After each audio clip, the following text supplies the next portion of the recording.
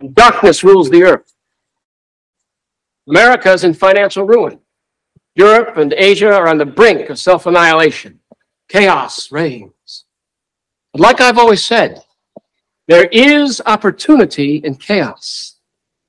And so, my brothers, I give you the skull of Tuganda. This skull is one of three. When all three skulls are united, they will produce a force more powerful than any army on Earth. You've only got the one. Legend has it that if the skulls are separated, two of the skulls will point the way to the third. Like I said, you only got the one. Ray, I know the location of the second skull, okay?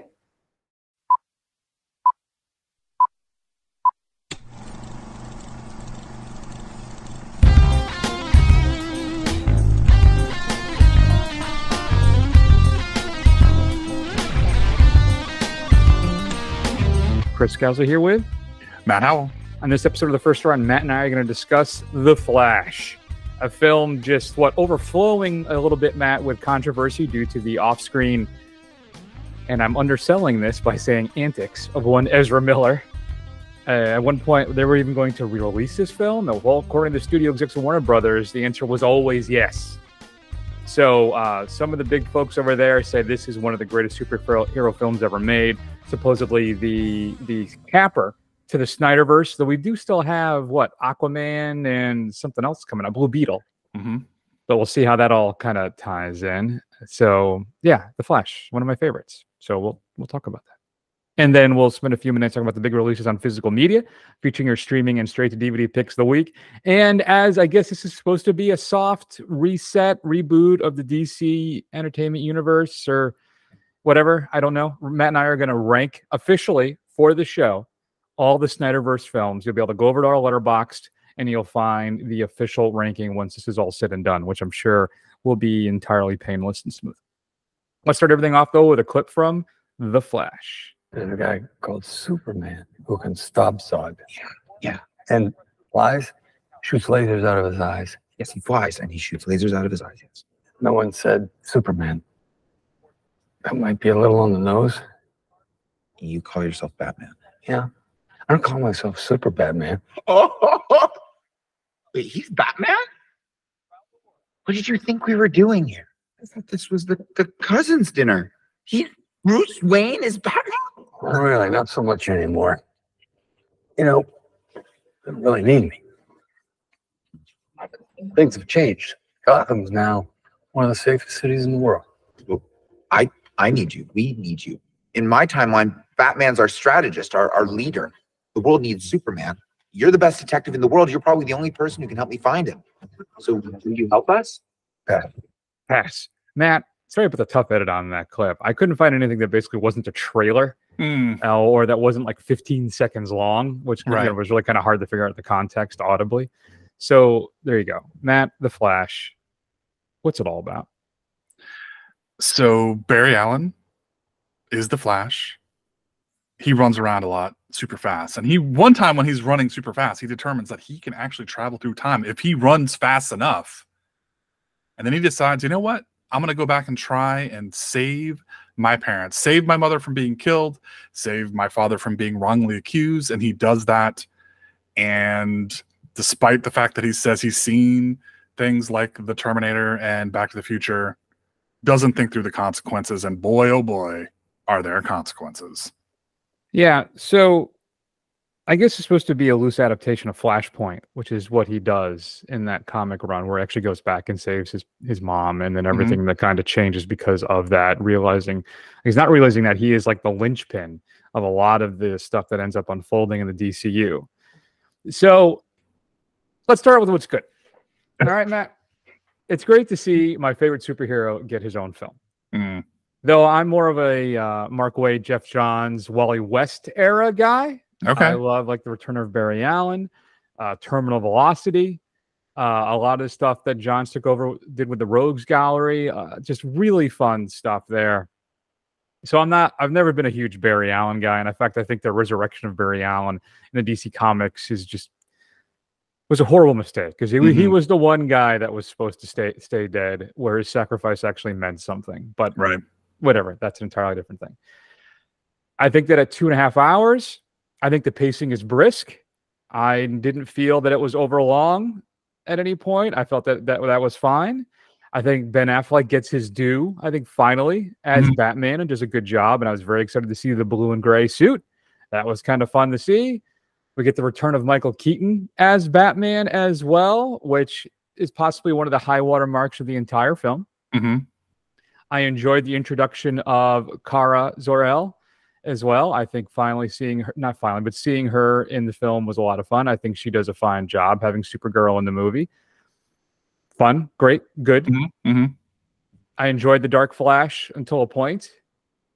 And I'll say, I think Ezra Miller as Barry Allen as a Flash, playing dual roles, playing a duplicate version of himself, an alternate timeline version of himself, I think mostly pulls it off. Okay. And then finally, seeing that legendary Kevin Smith Superman scene on the big screen, sort of, you know, Yeah. the one, Yeah. was kind of cool to see. Yeah. What are your thoughts on what's good? On what's good? So I think overall it's a relatively enjoyable film. I mean, it's got flaws, and we'll get there, but it is, I think, in the kind of low bar that the DCEU has set for itself, it's probably on the, on the good side of those films. I enjoyed Ezra Miller for the most part. I liked his more serious older Barry than I liked younger G. Whiz Barry. I didn't think that was quite as, started to get a little grating for me at points. I thought Michael Keaton as Batman was a lot of fun. I thought Sasha Calle as Supergirl was pretty good. And the action scenes, for the most part, are fun to watch. And yeah, I think that's about as far as I can go with it. I think it's overall pretty good, but I wouldn't even say, the fact that people are saying it's the best superhero film ever is some gigantic hyperbole. It's a preposterous statement. Mm. Listen, the Flash. I love the Flash. So happy to see him on the big screen. But the film has problems. Mm-hmm. I don't. First off, I don't know if we want to talk box office, but this did not do well at all. And I don't know if it's superhero fatigue, if it's just a lack of interest in the Flash as a character. Though the Marvel can make a success out of Shang-Chi. Mm-hmm. So but still, or even the Guardians of the Galaxy, which is basically unknown property in the general public, right? Right. The Flash at least had a TV show that's run for 9 years on the CW. Mm-hmm. Just ended. Mm-hmm. So the bad. I don't know if Ezra Miller is a lead. I don't know if part of the off-screen issues he's had is part of that. I don't know if he can carry a film as a lead. I don't know, meaning that I don't think he's a draw. Right. I don't know if people look at him, oh, correct, it's the new Ezra Miller movie type of a thing, right? I just don't know if that's a thing. The baby shower was, I struggled with, because I thought it was at times funny, but then wholly like not appropriate or weird, or it just felt, the whole thing felt off to me. What are your thoughts? Did the baby shower stick out to you at all? Well, the thing that stuck about the baby shower, and even throughout the rest of the film, is the CGI in this is absolutely atrocious. Like it is like early 2000s. Yeah, early 2000s level bad. I mean, this thing makes Quantumania look like Avatar. Like it is unbelievably bad, and there's just no excuse for it. But yeah, I mean, I think the baby shower in particular, trying to be zany, and parts of it were funny, but you're also trying to save a bunch of babies, so it was kind of weird that it was trying to be so funny about it. It had this, it's one of those things that it just had, the humor that they're trying to inject into it it misses more than it hits. And when it misses, it really misses. And that's just an example of it. I think too, like in a cartoon or in a comic book, I think like the baby shower thing would work. Yeah. But like in a live action film, I don't know if just the the stakes and the threat are escalated a little bit because it's an Mhm. actual air quotes life, real life kind of interaction. Sure. I don't know. It just the whole thing felt off to me, and I can't quite put my finger on why. I think the Dark Flash is entirely too quickly dispatched. Hmm. The results of Barry's actions have terrible consequences that he has to confront for about a minute and a half. Hmm. And I think that I don't know what that's about. I think the problem is that it has, like, it doesn't seem to have a major how do I put this? There isn't like kind of a major conclusion to the film. It kind of trips over itself to an ending. Is it Zod? Well, we spend so much time away from Zod that there's never any really threat. I don't know if it's because we know the threat of Zod because of Man of Steel. Maybe that's what they're pinning their hopes on or our expectations on.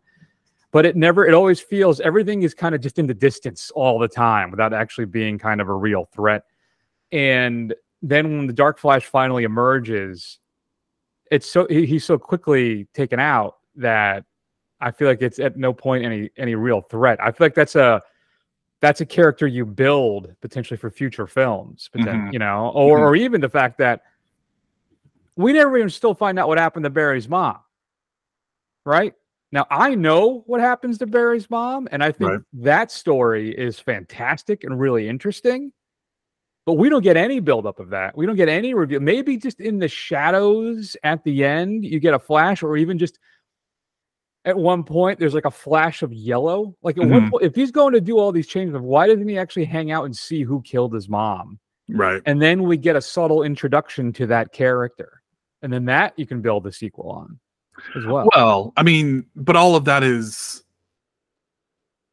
smacks with the fact that they were kind of assuming they were going to have more sequels or they were going to have more choices, and it turns out they won't. They basically just put this thing out, and there's no need to set up another film because there's not going to be another film with these characters and the way that this thing is set up. It's James Gunn and Peter Safran are done with this, so there's no point. So I think I understand it. I mean, I guess to a point, I wouldn't want them to set up a sequel because I would just find that frustrating if they were doing that. And there could have been more stuff in there that they put on the cutting room floor. Oh, I'm sure. And supposedly, so in one of the original ending is because this is the thing too. This has had like 3 or 4 different endings of this film because of all the tumult and everything all the turnover at Warner. So originally, Kara and Keaton's Batman survive in the timeline. And then that leads into Batgirl, and that Michael Keaton continues that role. And obviously Batgirl's been canceled and supposedly all traces of it have been destroyed. So that film is never going to come out.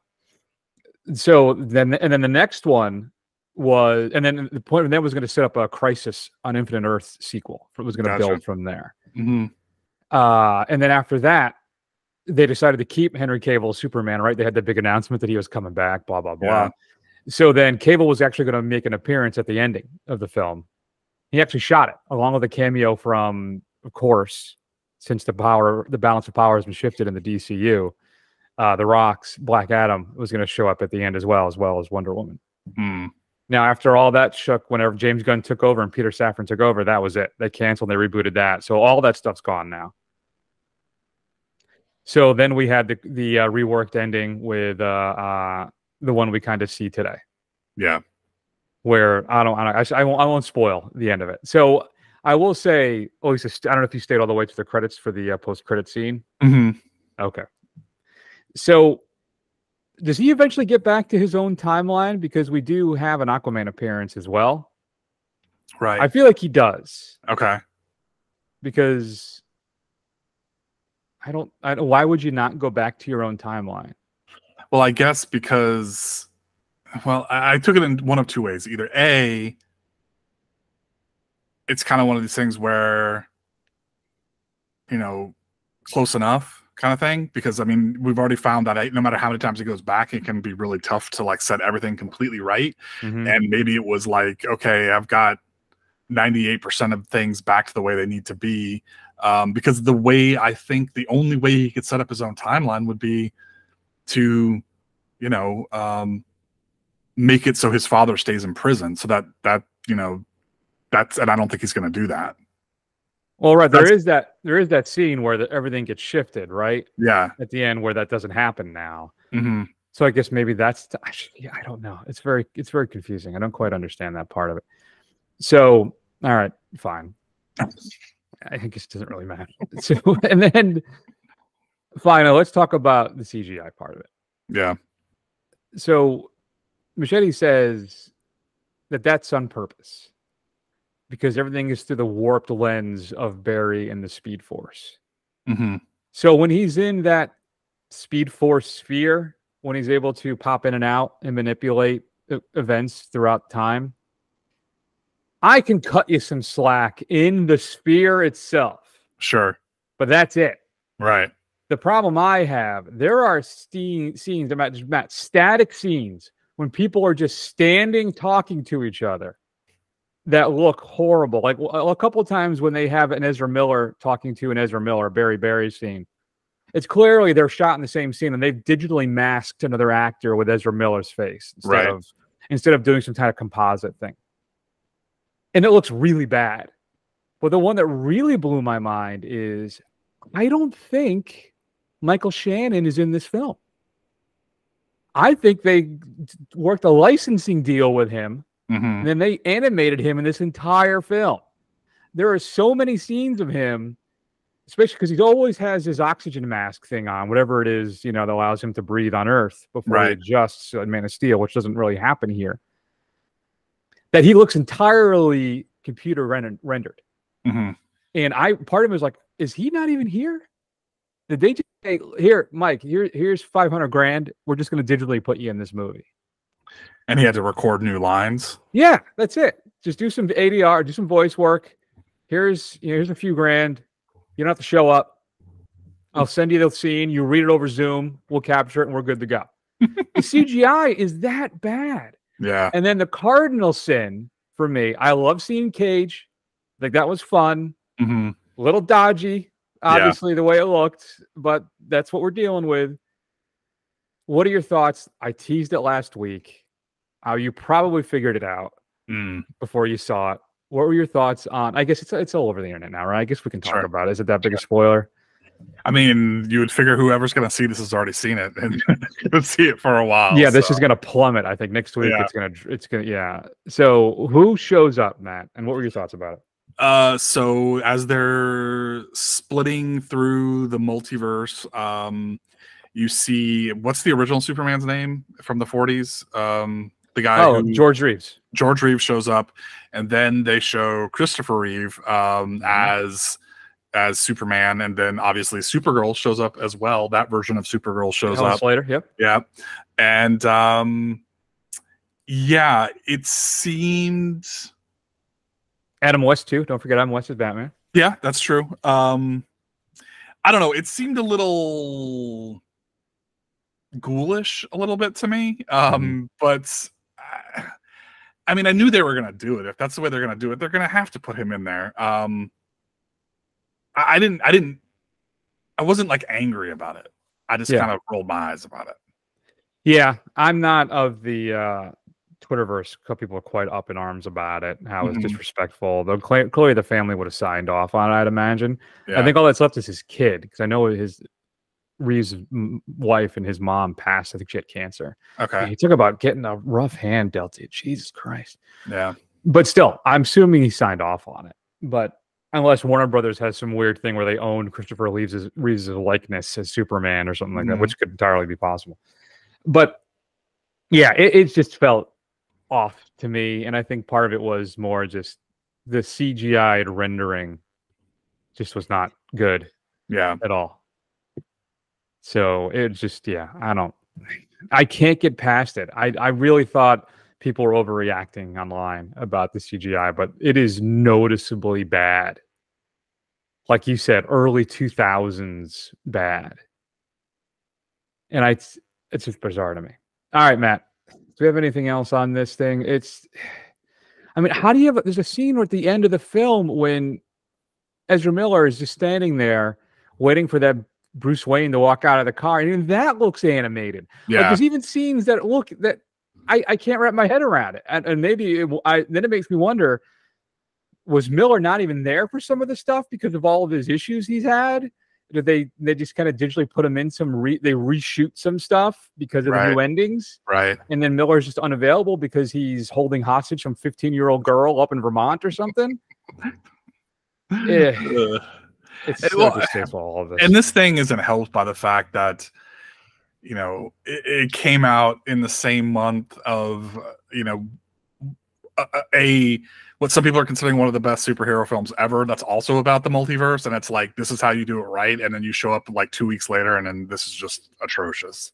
Yeah, it's just, I don't know what to say. Are we talking about Shazam? No, I'm just kidding. Yes. So, all right, man. All right, Matt. I'm gonna give. Listen, I sound very down on this film.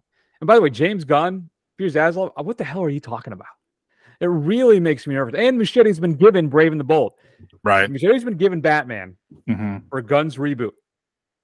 What are your thoughts on that? Seems like a bold strategy, Cotton. Let's see how that works out for him. I will have to see how that rolls. All right, man. I listen, I didn't hate it. All right. I think there's enough here to enjoy. I saw it on the Dolby, which I think may have made the special effects even worse.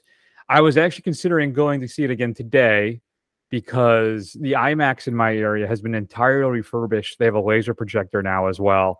And I'm really kind of curious to see how that new IMAX theater has been rebuilt. I'm not going to do that now. I'm going to give The Flash a C+, which pains me. Yeah. Like, I adore the character so much. Yeah. Weirdly, I think I'm going to be a little nicer to it. In the moment, I'm going to give it a B-. But it's a weird B- where I don't feel like I will never go out of my way to watch this again. But there's parts of it, especially the opening, I think is really good. I think Ben Affleck is really good in this as Batman. And that scene with I know they've done that gag a few times now when the lasso of truth gets wrapped around Bruce's hand. He's like, I could just donate all my money to charity and this would turn the whole city around. Right. But stuff like that. There's a lot of great little moments. I think it's good enough. It's fun. And then seeing Michael Keaton as Batman again was great. Yeah. I was a little nervous about it. I mean, that cat's 71. Yeah. So you really have to suspend your disbelief a little bit there. But they do a good job hiding it, and you're on board. It's fine. It's fine. And it's too bad that's probably the last time he's going to do it. So yeah. Oh well. Well, we got to see it. Yeah. What are your thoughts on The Flash? We'd love to hear it. Shoot us an email at feedback@thefirstrun.com. I got to tell you, man, I don't know how I feel about him having Batman now. They've already announced they're going to introduce Robin too in that film. Yeah. So I guess is it good? We've had enough super dark, ultra-violent Batman. So if we have a more PG-13, family-friendly Batman with Robin, that's fine. You know what? I can watch my dark films whenever I want. Sure. If we're going to have a more tempered Bruce Wayne Batman who's finding a way to love again, then well, you're going to have another Matt Reeves, Robert Pattinson Batman in there before that comes out. So that'll give you your dour picks. That's very true. All right. That's fine then. That's fine. Matt, coming up on Physical Media this upcoming Tuesday, June 27th, getting its release in 4K. I know you're excited. Phase 1. First, you take a run at LaFour's with the sock full of quarters. I do it, but I pull my back out humping your mom last night. Neech.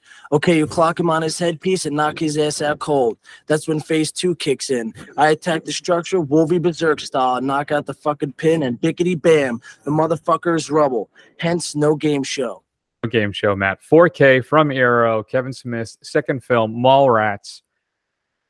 One of my least favorite films is Ovra.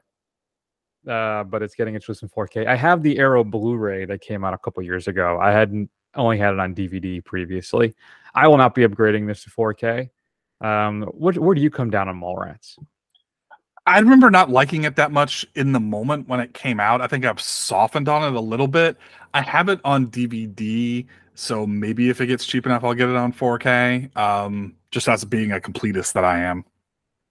And they have an Arrow store exclusive, so you buy it directly from Arrow, Matt. They have the cover is the poster of the Magic Eye. Yeah, you know that it's a schooner, perhaps a sailboat. So you can pick that up there as well.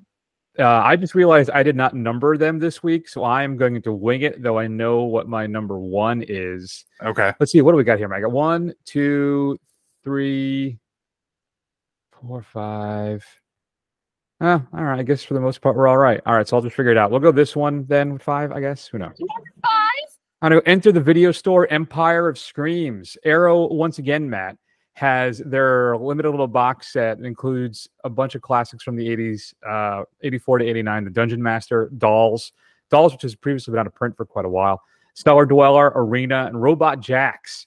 So I actually think a lot of those are their Blu-ray premieres. Are getting released as part of this set. It's a limited edition. You can pre-order it right now. I think it's going to run you about $80 or so. But if you love just some great genre stuff from the 80s, B movies, then this is a pretty good set to have. I've always loved Dolls. So if you like creepy dolls, you will enjoy that film. I have the Scream Factory release, though, I think, which, as I said, has been out of print for quite a while now. What else, Matt? I don't know if my numbering is right. So let's go with this one. There's a 30th anniversary release of Jurassic Park in 4K. I just picked this up in 4K about 3 months ago. It was like $8, so I grabbed it. I haven't owned Jurassic Park on anything since VHS. Wow. So, but this Universal Essentials collection, it's their new premiere thing. It comes with an illustrated Blu-ray. I don't know. I guess maybe the cover, the disc itself has an illustration on it. There's a steel book with spot glass detail, ridged outer slipcase. There's new front and back artwork, a 44-page collectible booklet, a film cell, replica art cards, and a certificate of authenticity. So if anybody ever tests you and pushes you, said, hey, is that an authentic Jurassic Park 30th anniversary? You'll be able to show them the certificate and say, kiss my grits. This is legit. Do you have Jurassic Park in the 4Ks? Nope. I only have it on DVD. So I almost got I think I even told you this, the set of all the Jurassic films. It was like at one point in 4K for like $60. I'm like, that's a pretty good deal. And I'm like, I am never going to watch those other films. No. Ever. I may just watch Jurassic Park. Right. So that's what I did. $8, 4K. It's called growth, man. It is. That's I'm glad. I'm happy for your fiscal responsibility shining through. Well, let's wait. Get 3 coffins ready. Criterion is releasing Pasolini 101.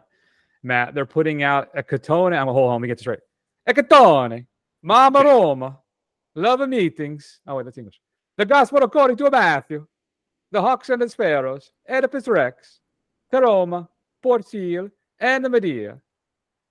So putting all of those films in a box set. So if you're a fan of Pasolini, Matt, oh, baby, you can pick this up. It's all Blu-rays, 4K restorations of 7 films, 2K digital restorations of Roma and Medea, 2 short films by Pasolini for anthology films, a lot of ricotta. Oh, I like ricotta. And that's how I found out I was lactose intolerant. Really upsetting. But I make a mean cashew ricotta. So, and the sequence of the paper flower, 2 documentaries about him and his travels, audio commentaries, documentaries, interviews, and more. So if you're a Pasolini freak, this is the box set for you. Though I don't see Sallow, which is one of Matt's favorite films, in this set. So that's his Thanksgiving tradition with his daughter. Poor Arrow, is that 3? Yes. I will say this is 2. Looks like we're shy of 1 horse. You brought too many. Scream Factory is putting out Creepshow in 4K, Matt. Includes an exclusive slipcover, posters, pins, prism sticker, and lobby cards. You can also just buy a smaller limited edition set and just the movie itself.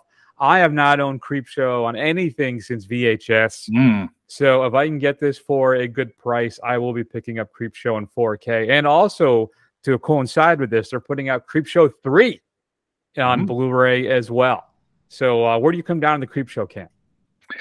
I like the first one. I like the second one too. I don't really remember anything about the third one. I even struggle to say if I've even seen it. Yeah, I think it may have even been like a sci-fi thing. Okay. Sci-Fi Channel type release. I don't know if it was a big thing at all. I think it was directly straight to DVD. Was that 3 or 2? That was 2, right? That was 2. That was 2. Oh crap. All right then. Let's go with here's number 1. Can be the only one. Evil Dead Rise, Matt, is getting its release in 4K. Includes an HDR presentation of the film with Dolby Atmos audio track, and that is it. No special features on the Evil Dead Rise 4K set. So do you know what your favorite, well, let's be honest, your second favorite first run co-host is going to be doing? What's that? He's going to be importing the UK, I believe, Studio Canal Evil Dead Rise, because it includes an audio commentary by Lee Cronin, director, as well as a short film that he did. Interesting. I wonder why they would release it overseas with special features, but not here. They're going to release another like super special edition as we get closer to the holidays or something. Maybe. Yeah, that's all I can think of. The special edition later on down the road. I don't know, but it's really disappointing. Yeah. But since it's a 4K disc, I usually say all 4K discs are region free. That is not true. There have been reports of a couple out there that are not region free, but this one is. Okay. So I'll be buying that from Diabolic DVD will carry it, or grindhousevideo.com. They will likely be carrying it as well. I've confirmed with Diabolic that they are. So there's that. And I think, Matt, I drove a GTI yesterday. Yeah. And I was really close to buying it. It was the 40th anniversary edition. And I did my little Kelly Blue Book review. Yeah. And it's on between 32 and 33 grand. Yeah. And I'm saying, I will pay that Kelly Blue Book value. I will cut you a check today. Cashier's check today. We've been saving up for this for quite a while. Sure. And they said, what did they say to me, Matt? No. No. They said, nope. I didn't realize it because they don't care anymore about when I was a kid, you know, and I'm in my 20s. You go and say, hey, I'll pay cash for this car. They'd knock a couple grand off and you're out the door. Yeah. That's not how it rolls anymore. So now instead of spending 35 grand on a car, I may be getting something much smaller, cheaper as well. So now Daddy's got a little extra cheddar for his region-free Blu-ray player. Yeah. So I think I'm finally going to pull the trigger on that. All right. Yeah, they would rather you finance because they make more money off the financing than the actual car. Yeah, well, you know, I think 6.5% on a car loan makes a lot of sense for me financially. It does. Oh yeah, it does. That's a great rate. Now, if you could get me a good rate, and I can pay it off the next month, that month, then I'd do that. But I think I don't think they do that much. I think you have like a 3 or 6 month thing where you have to continue to pay it, or they or you get a prepayment penalty or whatever. Yeah. You got to look around. I mean, I don't know what you're looking for. I don't even know if they do it anymore. But like when we bought Rebecca's Subaru, which I hate, but it was they had 0% interest. You know, 0% financing for however many years. So yeah, but that's gone now because of the interest rate stuff. Yeah. Well, you're listening to Car Talk with Chris and Maddie. Well, two people who know barely anything about cars. Send us in your questions and we'll try and answer them. It's a fun car though. I gotta say, I love driving. Oh, sweet God, I miss my GTI so much, but I'm just not gonna play ball. All right, Matt. What else? 4K. That's the power right there. I'm willing to walk away. That's what you got to do. And then someone will sweep in there and buy it tomorrow.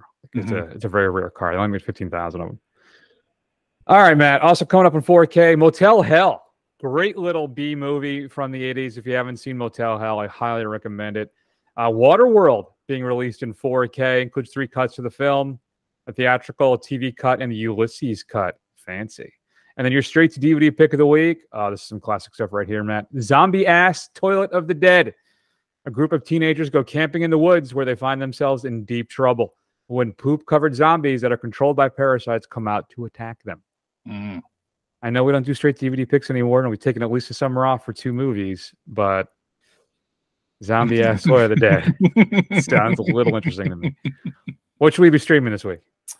What should we be streaming this week? You know what? As we were sitting here talking, I had one in my head and I completely forgot it, and I just had to look it up again. So in anticipation of Asteroid City coming out, why don't you watch another Wes Anderson film? Moonrise Kingdom is available on Amazon Prime.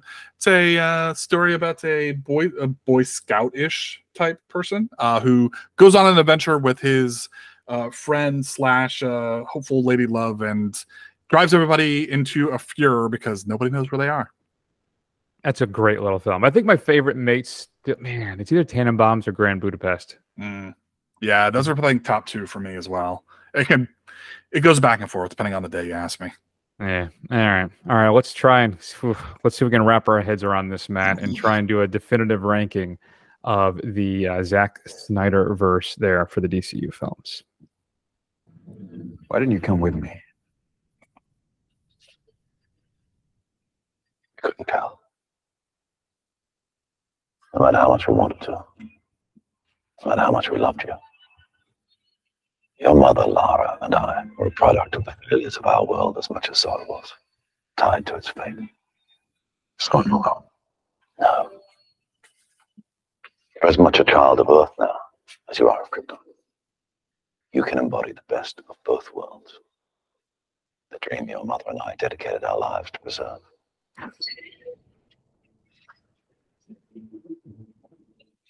The people of Earth are different from us, it's true.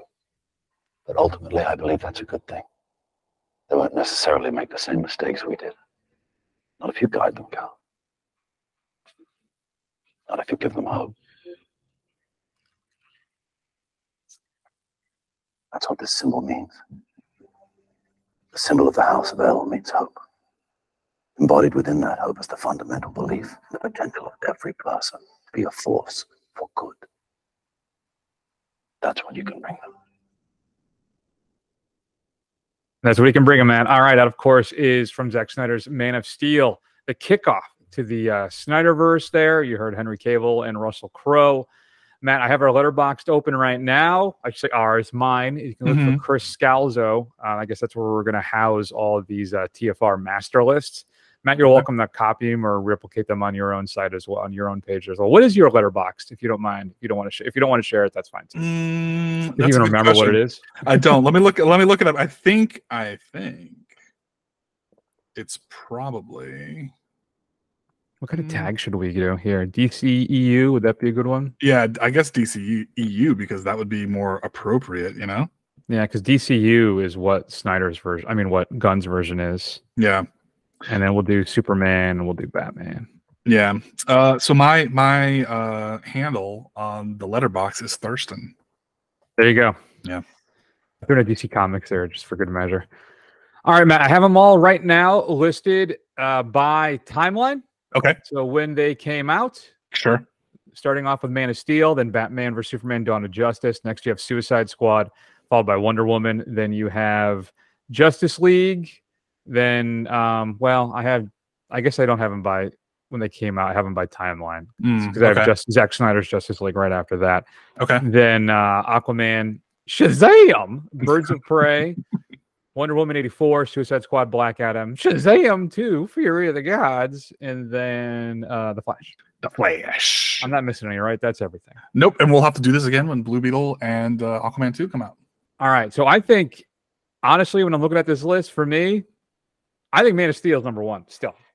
You think Out so? of all of them, that's my favorite. That's the one I would rewatch the most for sure. Okay. Okay.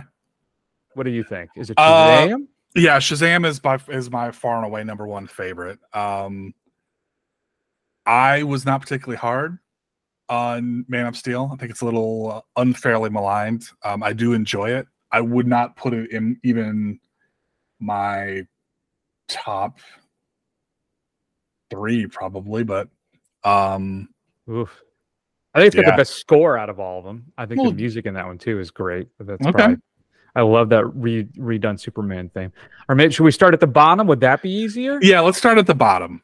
I think that's easier. So I feel pretty strongly that Suicide Squad, the David Ayers one, is just hot garbage. All right, I think I can be on board with that. I think I'm on board with that. So we'll put Suicide Squad 2016 at the bottom. Yep. And then where do you go from there? Wonder Woman 84? No. I'm pumping the brakes. Okay. Justice League. Where do we put your buddy's Justice League there? What's his name? The guy we don't like anymore. Zack Snyder's. No. Joss Whedon's. Joss Whedon's.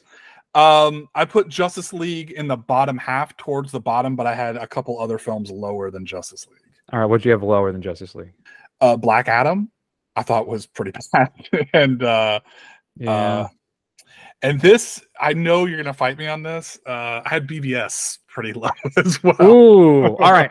Now, I would say theatrical BVS would be lower. yes. Mhm. Director's cut, no. Okay. So, well, how about this? I think we can also say we're jumping around here. Actually, I'm gonna do my best to post this on YouTube.